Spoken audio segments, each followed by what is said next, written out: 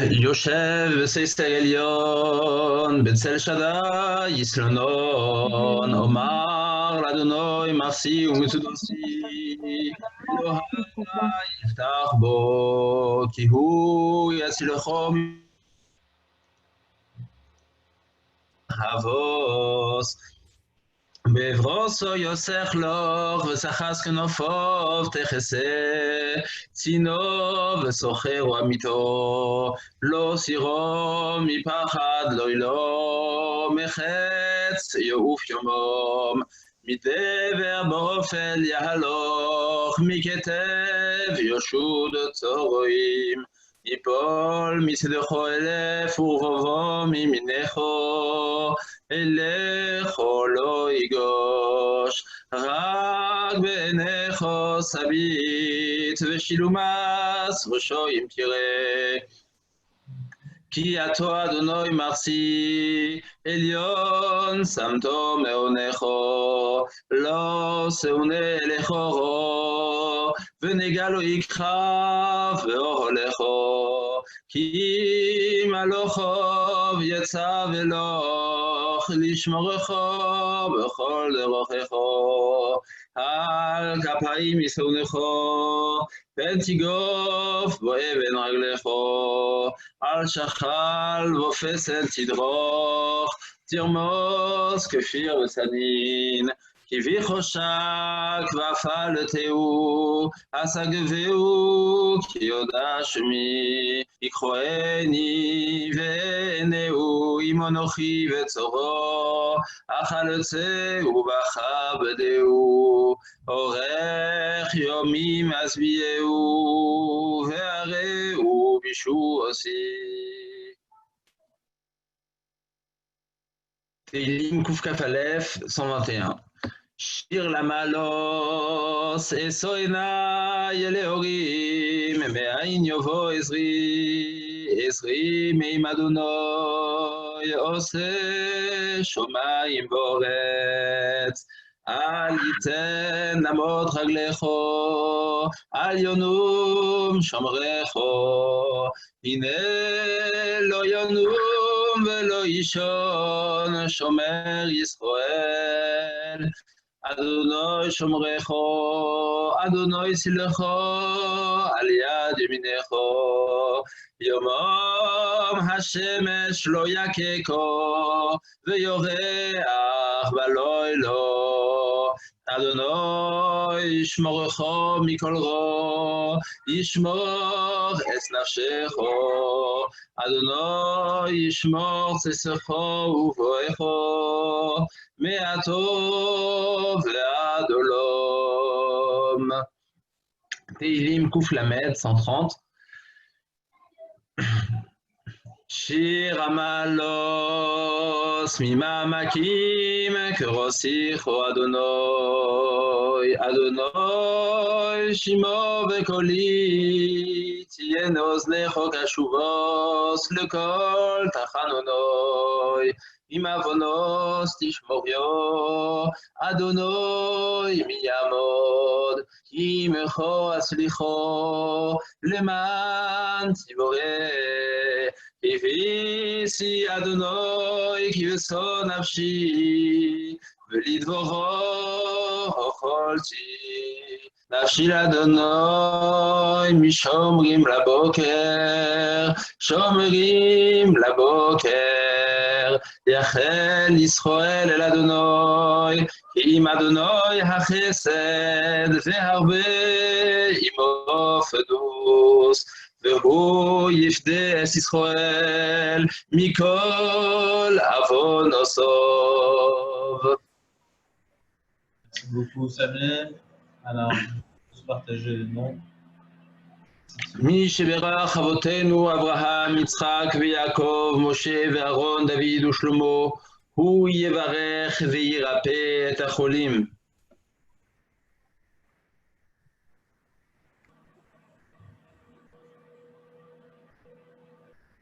Devant toi. Oui.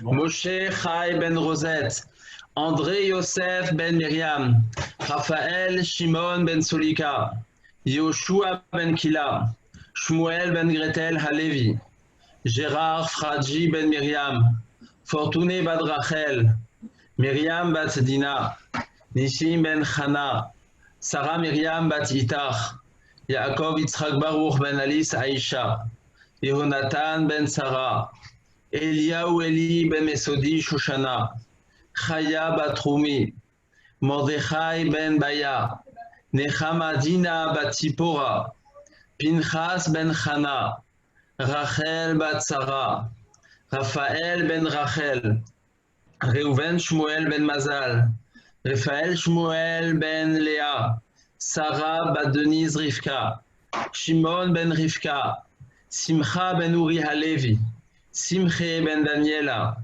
Simona Olguta Esther bat Lili Fridele, Hakadosh Baruch Hu Yimale Rachamim Alehem, להחלימם ולרפאותם ולהחיותם ולהחזיקם וישלח להם מהרה רפואה שלמה לרמ"ח איבריהם ולשס"ה גידיהם בתור שאר חולי ישראל רפואת הנפש ורפואת הגוף השתה בעגלה ובזמן קריב ונאמר אמן.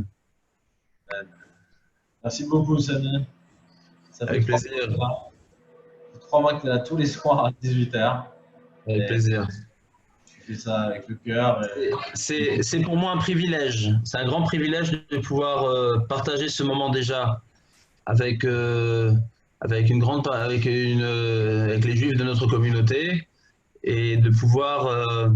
C'est un privilège pour moi de pouvoir représenter par ces Tehillim et invoquer la refoua shelema de tous nos malades. C'est un grand plaisir de pouvoir faire ça avec toi et toute l'équipe rabbinique qui se mobilise derrière.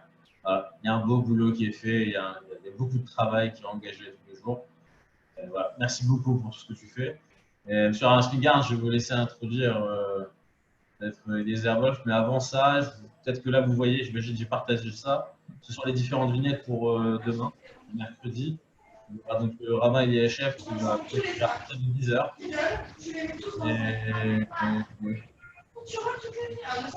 Le rapport après, donc avec la Yeshiva en ligne, vous avez pas mal de choses. Vous pouvez retrouver toutes les informations sur le site du CIBR comme d'habitude. Il y a la Zumba le soir, ça va être sympa. Celles qui souhaitent le faire avec les enfants, ça démarre à partir de 18h30. C'est toujours un bon moment. Voilà, n'hésitez pas à aller voir sur le site internet du CIBR ou sur le Facebook. Vous retrouverez toutes les informations directement dessus. Genre un Spingarde. C'est gentil. Juste, je dirais 2 choses à propos de Eliezer. D'abord, en saluant ses parents. D'abord, j'aimerais rappeler le souvenir de Roland, puisque Eliezer est le petit-fils de notre très regretté Roland Klein. Voilà. Et puis, combien il nous a marqué à Strasbourg et combien elle continue à vivre avec nous. Et je suis vraiment ému que ce soit un petit-fils qui prenne la parole ce soir. Et puis, on voulait aussi montrer qu'il y avait des jeunes. Vous êtes les jeunes talentueux, la nouvelle génération, comme toi, David, Stéphane, Olivier, et tant d'autres avec le Rabbin Eter. Eh bien, on voulait aussi montrer qu'à travers le Dvar Torah et les Shiurim, il y a aussi d'autres jeunes et qui nous permettent à nous, les plus moyenâgeux, comme je m'appelle, d'avoir de la sérénité dans ces moments si difficiles à traverser. Merci beaucoup, Eliezer. Et ceux qui veulent le suivre, il est au collège chaque jour. Il est peut-être un petit peu trop studieux, mais il est toujours là. Allez. Eliezer, c'est à toi. C'est gentil, c'est gentil. Juste dites-moi si vous m'entendez, parce que je peux encore me brancher sur le téléphone. Peut-être un petit peu plus fort. Je pense que tu as le micro de ta bouche, peut-être. Ouais, non, je voulais savoir juste si ça coupait. Non, ça va à peu près. Ok, génial. En tout cas, au niveau de la voix, ça va. Ok, alors je me mettrai sur le téléphone au cas où. Ça le micro un peu plus près de ta bouche. Ouais, le micro il est là. C'est bon, je vais parler un peu plus fort.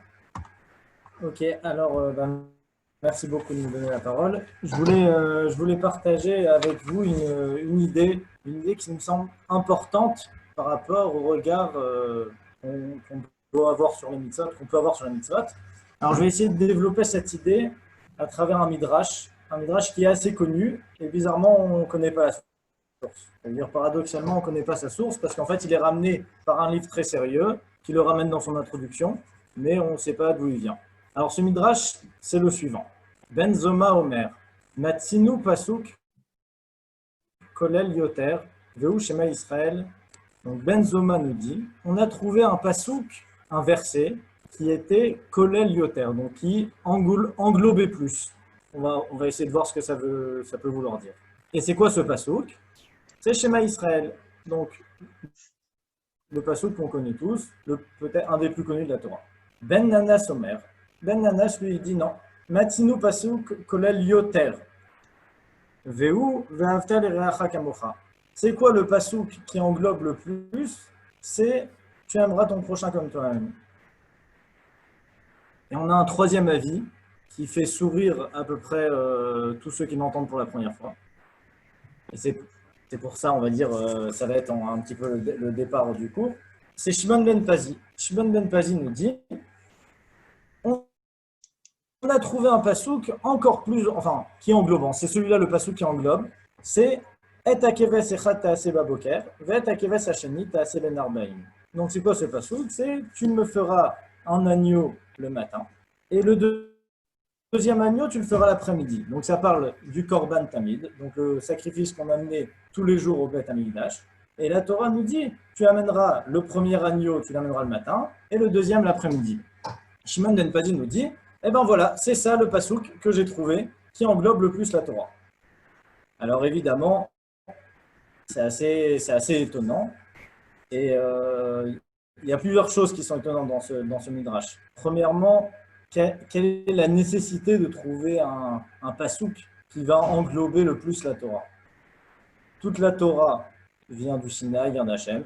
Et alors maintenant, on va chercher un pasuk, celui-là, il est le plus, le moins. L'intérêt est un peu, enfin, on peut y réfléchir. Et à part ça, Ben Zoma, on le comprend bien. Ben Zoma, c'est le premier. Ben Zoma, il nous dit quoi? Il nous dit, si Kolel Yoter, c'est-à-dire si ce qui veut dire, ce qui signifie quelque chose qui serait le principe fondateur ou le principe duquel découleraient toutes les mitzvot. C'est Shema Israël. Il dit, moi j'ai trouvé un pasuk, c'est celui qui englobe le plus la Torah. C'est quoi ce pasuk? C'est celui qui parle du Yichud Hashem. Donc Hashem est un, il est unique. Donc Hashem est unique. Ça entraîne plusieurs choses. Ça entraîne premièrement qu'il n'y a pas d'autre que lui, que tout est lui, et que du coup, on doit, toutes les mitzvot, on est tous engagés dans les mitzvot, et toutes les mitzvot, finalement, vont nous amener à ça, vont nous amener à le reconnaître comme étant Hashem Echad, le Dieu un. Le problème, c'est que si c'est ça qui se joue ici, alors on ne comprend pas très bien pourquoi maintenant quelqu'un voudrait se mettre en discussion. Pourquoi quelqu'un voudrait discuter là-dessus? Pourquoi maintenant Ben Nanas et Shimon ben Pazi viennent et commencent à ramener d'autres trucs? Alors on dirait que ce qui se joue ici, c'est un peu différent. C'est que on dirait que le Kolel Yoter, ce qui s'appelle englober le plus, c'est en fait l'aspect qui va caractériser le plus les mitzvot. C'est-à-dire que ici, les rabbins recherchent parmi tous les aspects que concernent les mitzvot, donc les grandes idées, les actions, ils cherchent qu'est-ce qui va représenter, caractériser le plus la démarche de la Torah, ce que nous enseigne la Torah avec les mitzvot. Alors à ce moment-là, vient Ben Nanas et nous dit, tu sais c'est quoi? Ce qui caractérise les mitzvot, c'est de les faire. C'est de les faire, c'est le programme. C'est vrai que Hashem Echad, ça commence avec ça, mais on doit faire les mitzvot. Et les mitzvot, le projet qui est prévu depuis Avraham Avinu, c'est de faire le bien, le bien autour de nous. Et ça, c'est Ve'avta l'ereacha kamocha. Tu aimeras ton prochain comme toi-même. Et ça sera la source de l'ensemble des mitzvot. Voilà. À partir de là, si on dit comme ça, alors Shimon ben Pazi, on ne comprend plus du tout. Shimon ben Pazi vient et il nous dit, tu sais c'est quoi le pasuk? Le pasuk qui va représenter le plus les mitzvot ou qui va englober le plus les mitzvot, c'est tu dois amener un agneau en sacrifice le matin et tu dois amener un agneau en sacrifice le soir. Très compliqué. C'est-à-dire, qu'est-ce qu'il vient dire Ben Pazi? est-ce qu'il viendrait nous dire juste « Ah, toi, tu m'as parlé de Ben Adam Lachavero, tu m'as dit il faut faire des mitzvot envers son prochain. Et bien moi, je viens, je te dis il faut faire des mitzvot envers Dieu. » Ça me paraît étonnant, c'est-à-dire ça me paraît pas suffisant. C'est beaucoup trop léger de dire une chose pareille, de commencer à faire un découpage entre ce qui s'appelle les mitzvot envers mon prochain et les mitzvot envers Dieu. Finalement, les mitzvot envers le prochain, c'est aussi des mitzvot envers Dieu. Et il n'y a pas de raison de dire que c'est ça ici, c'est ça ici qu'ils jouent dans leur marloquette, dans leur discussion. D'autres vont dire que c'est l'aspect quotidien. Ce qui est important, c'est de le faire tous les jours. Dans les mitzvot, c'est la quotidienne, le fait de le faire de façon quotidienne, c'est ça qui est important. Les mitzvot, c'est tous les jours, c'est pas que Shabbat, c'est pas que Kippour. Ça aussi, c'est pas suffisant, parce qu'il y a plein de mitzvot qu'on fait tous les jours. On fait le schéma tous les jours, on étudie la Torah tous les jours, on fait Birkat Amazon presque tous les jours. Et donc, il faut aller plus loin. Il faut chercher un peu plus. Maintenant, pour comprendre Rabbi Shimon ben Pazi, il va falloir rentrer brièvement, parce qu'on n'a pas énormément de temps, mais quand même, il va falloir rentrer dans ce qui s'appelle les corbanotes, dans le monde des corbanotes, le monde des sacrifices, et plus particulièrement aussi dans ce qui s'appelle le corbanola. Le corbanola, c'est l'Holocauste, qu'on appelle l'Holocauste, celui qui est brûlé entièrement, et qui est le sujet de notre pasouk, c'est-à-dire de notre verset, puisque chaque jour, on amenait une ola, un Holocauste le matin, et un l'après-midi. Donc voilà, ça, c'est le plan maintenant du shiur. On va parler un petit peu des corbanotes et on reviendra à ce midrash après. Alors, je vais citer dans un premier temps le Rama. Le Rama, c'est Rabbi Moshe Serles, qui a annoté pour les Ashkenazim le Shulchan Aruch. C'est-à-dire il a mis des notes sur le Shulchan Aruch pour les communautés ashkénazes. Et il a aussi écrit un sefer sur les corbanotes qui s'appelle Torah Taola. Et avant de ramener son avis sur les corbanotes, quel est le sens, quelle est la raison des corbanotes, il va d'abord ramener tous les avis des rabbins qui l'ont précédé. Il en ramène 12. Et après seulement, il ramène sa propre raison. Et il nous fait un machal, il nous illustre sa démarche avec une histoire racontée dans la Gemara, dans Megillah. La Gemara demande pourquoi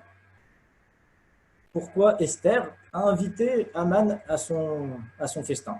Et il y a plein d'avis dans la Gemara. Chaque rabbin dit autre chose. Et la conclusion de la Gemara, au nom de Eliyahu Hanavi, c'est que toutes les raisons sont justes. C'est-à-dire que Esther a pris une décision, mais qui avait 12 raisons. Ou même plus, c'est pas 12, c'est un certain nombre de raisons. Et le Rama nous dit si c'est la même chose. Si déjà Esther, qui est un être humain, elle peut avoir plusieurs raisons dans ses décisions, alors à plus forte raison, les mitzvot de la Torah, elles peuvent avoir plein de raisons.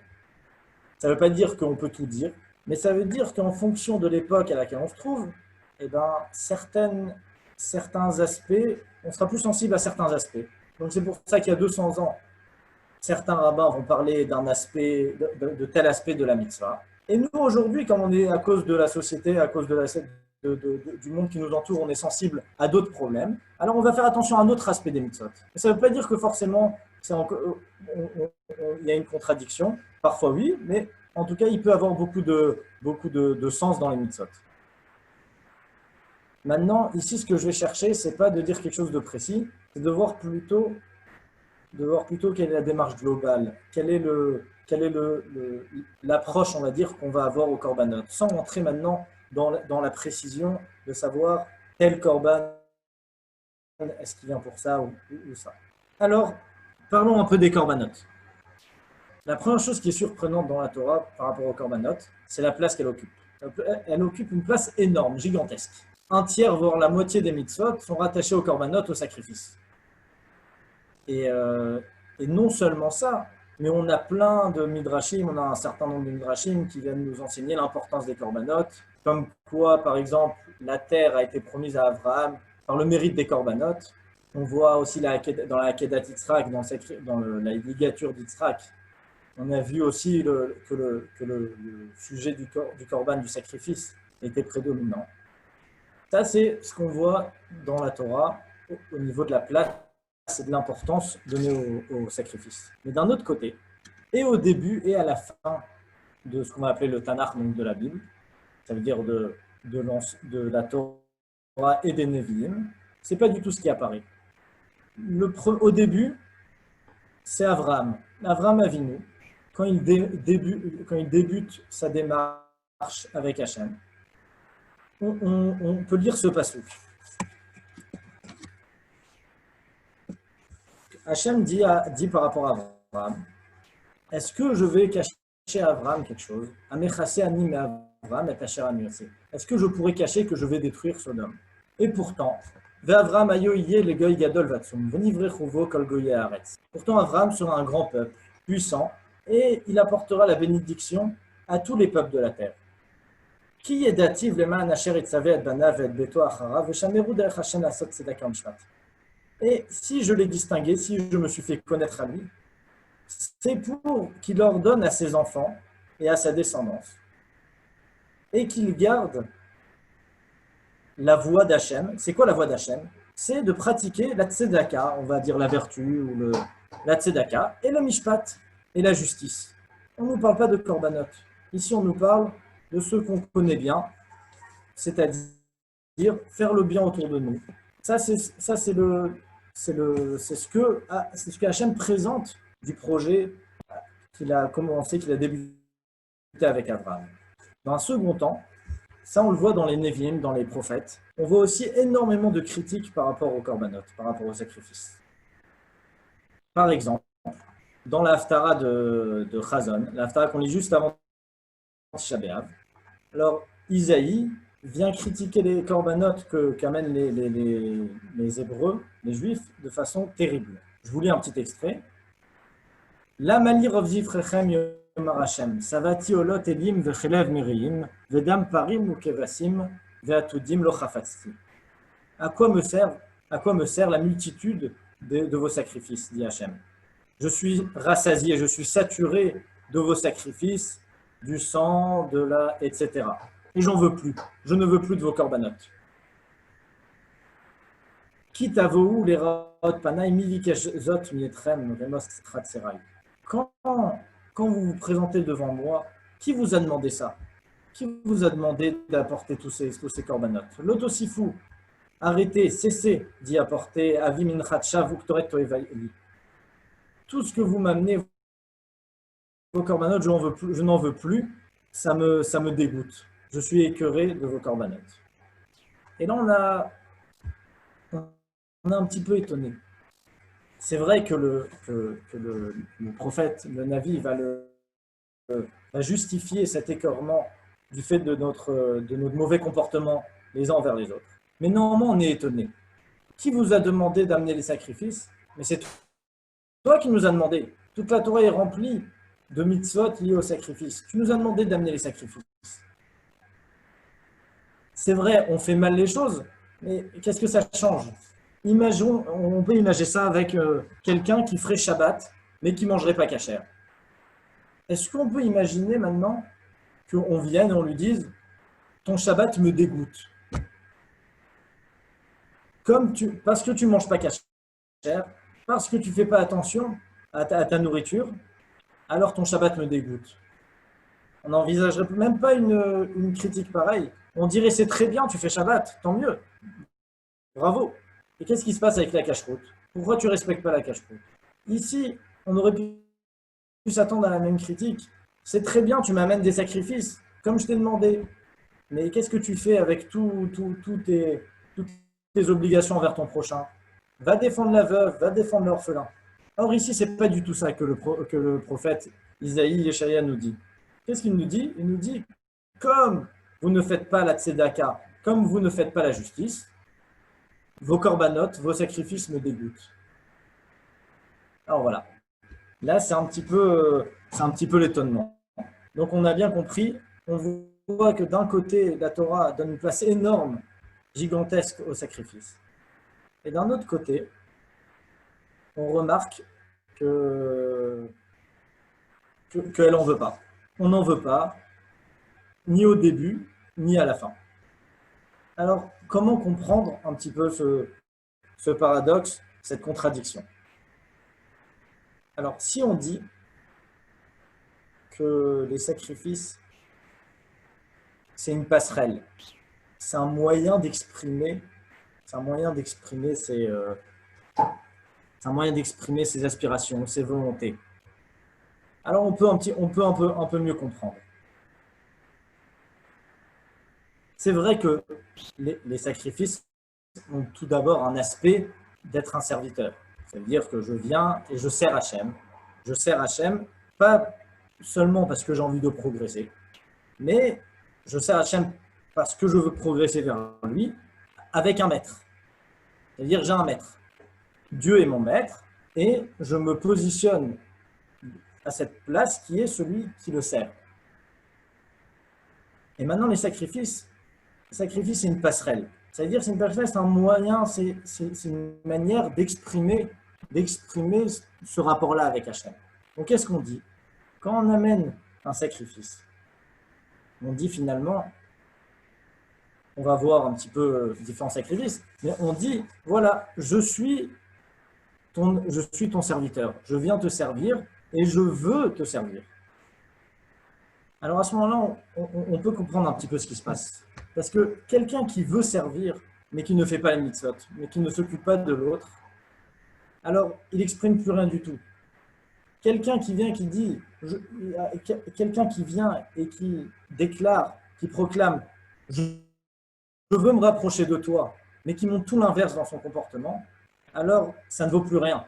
C'est une manière de s'exprimer qui est importante, mais à partir du moment où les actes suivent, si les actes ne suivent pas, c'est non seulement vain comme expression, mais c'est même pire que ça. Ça rend l'homme finalement dans un rapport au sacrifice qui est terrible. Ça devient de l'idolâtrie presque. Ça devient un regard sur les sacrifices qui serait « Dieu a besoin de ma graisse, Dieu a besoin de la graisse des animaux, Dieu a besoin de se nourrir, et comme ça je vais mettre Dieu dans la poche. Je vais mettre Dieu dans ma poche, je vais le corrompre parce que je vais lui amener à manger, et comme ça tout ira bien. » Et donc non seulement c'est inutile, mais ça devient même scandaleux ces sacrifices. Et on dirait que c'est ça le regard, finalement, c'est ça le regard que les prophètes ont porté sur les sacrifices à cause du mauvais comportement des Juifs à l'époque.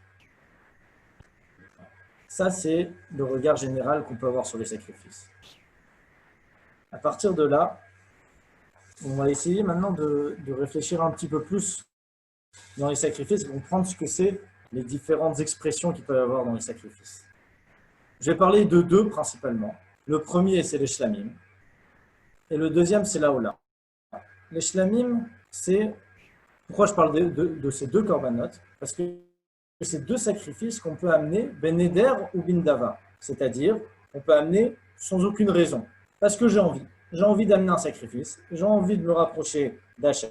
J'ai envie d'aller au Beth Amikdash pour apporter un sacrifice. Je n'ai pas fauté. Je n'ai aucune raison, aucun événement qui me force à amener un sacrifice. Je peux amener un korban. Je peux amener un sacrifice. C'est lequel? C'est ou shlamim ou hola. Alors, c'est quoi ces deux sacrifices? Le shlamim, ça vient du mot shalom ou shalem, c'est-à-dire la paix ou la plénitude. Qu'est-ce que je fais quand j'amène un korban shlamim?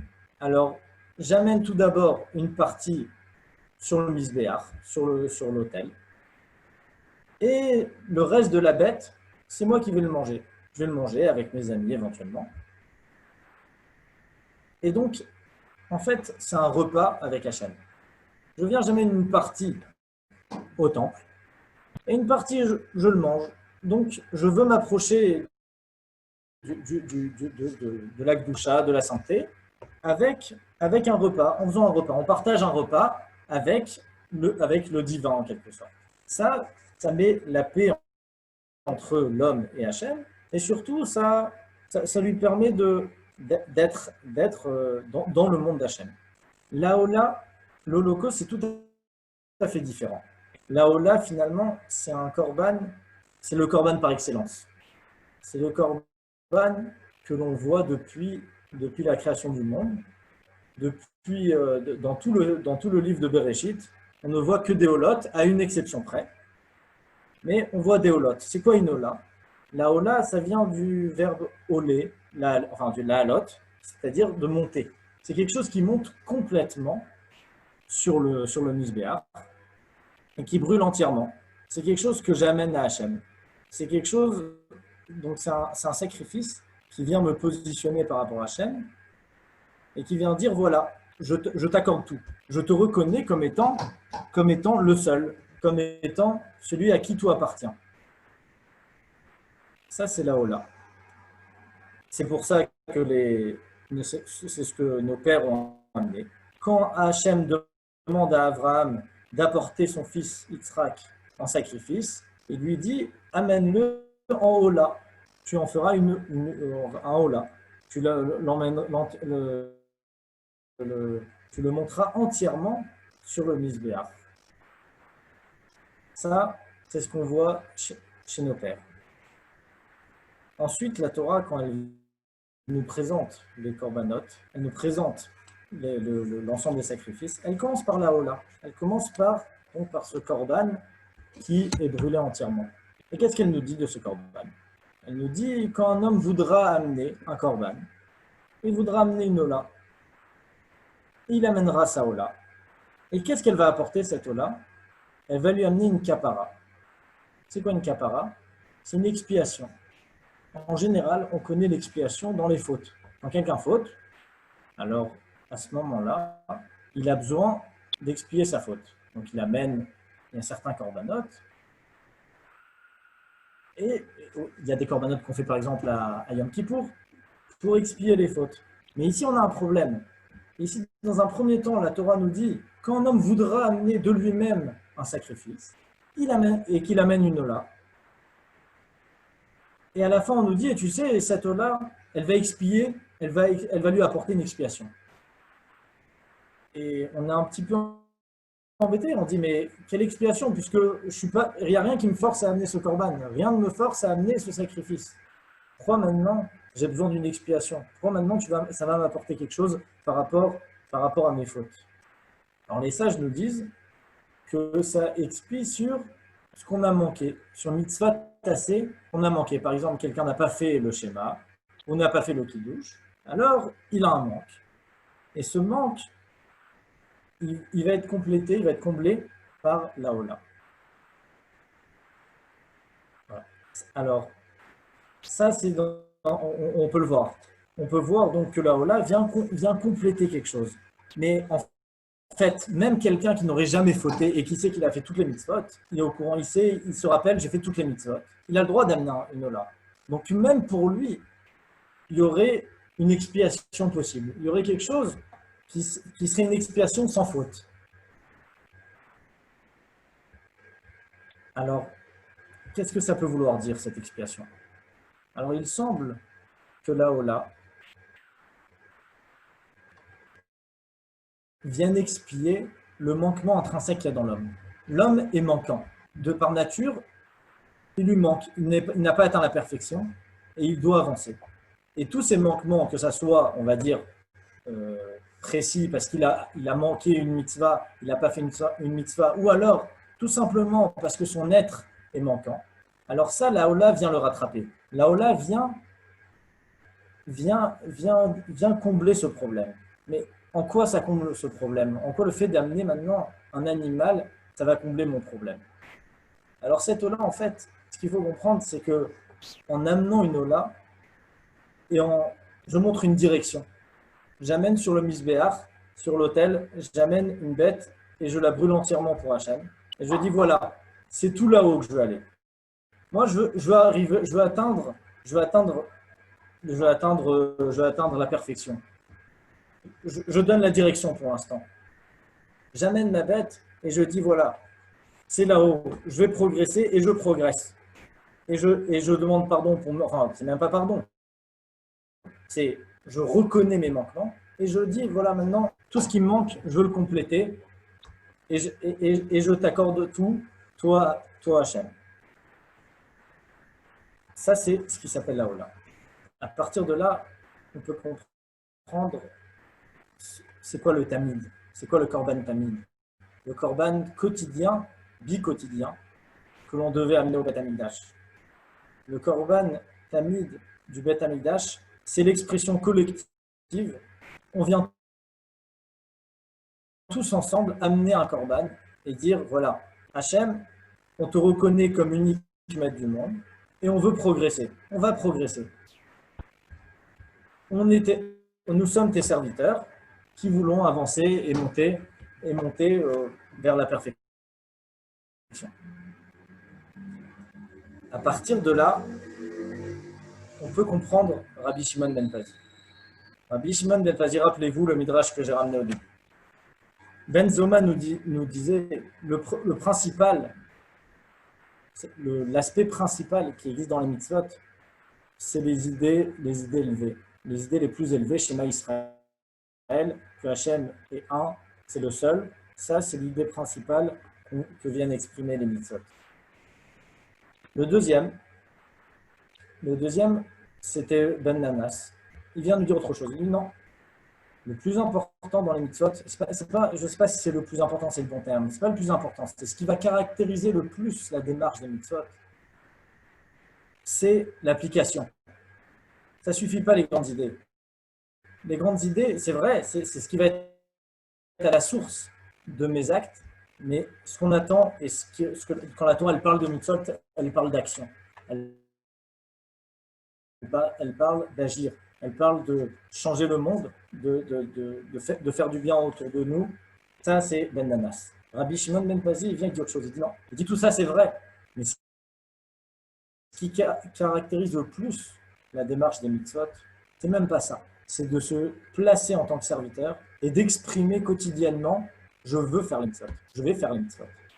C'est exprimer ses aspirations de façon quotidienne. Ça serait ça, selon Shimon ben Pazi, la démarche, ce qui caractériserait le plus la mitzvah. Alors évidemment, quelqu'un maintenant qui va exprimer tous les jours, je veux faire les mitzvot, je veux avancer, et qui est dans la vie et un méchant, et fait plein de méchanceté, ça ne vaut pas grand-chose, ces aspirations. Exprimer des aspirations alors que les actes ne suivent pas, ça ne vaut peut-être pas grand-chose. Néanmoins, on vient ici nous faire ressortir un aspect primordial dans la mitzvah. Et l'aspect primordial, c'est l'aspect de l'expression de la valeur. Alors, pourquoi ça? Qu'est-ce qui est très important là-dedans dans ce regard? Si de toute façon on doit faire les mitzvot aussi, on doit faire du bien autour, c'est que parfois on a tendance à chercher dans les mitzvot une application directe. On a tendance à chercher un aspect concret. On veut voir les mitzvot, on va valoriser les mitzvot, on va voir que dans la réalité, dans le réel, on voit ça marche, et ça s'applique, et ça fait quelque chose, et ça fait du bien. Et les autres mitzvot, on va dire, bon, ok, c'est technique, il faut les faire, mais vite, on va passer aux actions et on va passer au réel. Et ici, Shimon ben Pazi nous dit, pas du tout. Il nous dit, c'est très important. Dans un premier temps, et c'est peut-être ça qui vient faire tenir l'ensemble de la Torah, c'est qu'il faut exprimer ces valeurs-là. Alors, j'aimerais aussi parler un petit peu de ce qu'on a vu plus récemment, on va dire au XXe siècle par exemple. On a vu plein d'idéologies, on a vu plein d'idéaux aussi. On a vu les communistes, on a vu après la Shoah, il y a eu une grande prise de conscience par exemple sur l'horreur de l'antisémitisme, l'horreur de la violence. On a vu aussi la génération hippie qui pensait à l'amour, à la paix. Et finalement, dans toutes ces idéologies, c'est possible que parfois les gens aient touché une certaine vérité, touché quelques vérités. Évidemment, pas tout était juste là-dedans, mais il y avait peut-être quelques points de vérité qu'ils ont réussi à attraper. Et en fait, le problème, c'est qu'on se rend compte, aujourd'hui, on se rend compte avec l'éducation, avec ce qu'on appelle la transmission de la mémoire, avec plein de choses, avec tout ce qui touche à ça, c'est qu'on ne sait pas, en fait, on ne sait pas comment faire pour ce que moi je vis comme vérité, comment je vais le faire, comment je vais le transmettre. Qu'est-ce qui m'assure que moi, maintenant, je vis une vérité et que ma descendance le vivra aussi? Qu'est-ce qui fait que mon fils, qu'est-ce qui fait que la génération d'après va vivre la vérité que moi, j'ai réussi à attraper? Et le problème, c'est qu'on voit on a vu qu'au bout de 2-3 générations, en général, les choses passaient. Et alors, on peut pas dire c'est une preuve ou autre chose, Mais c'est pour ça que l'idée, en tout cas, l'idée d'exprimer les valeurs et de ne pas chercher nécessairement tout de suite ou tout le temps quelque chose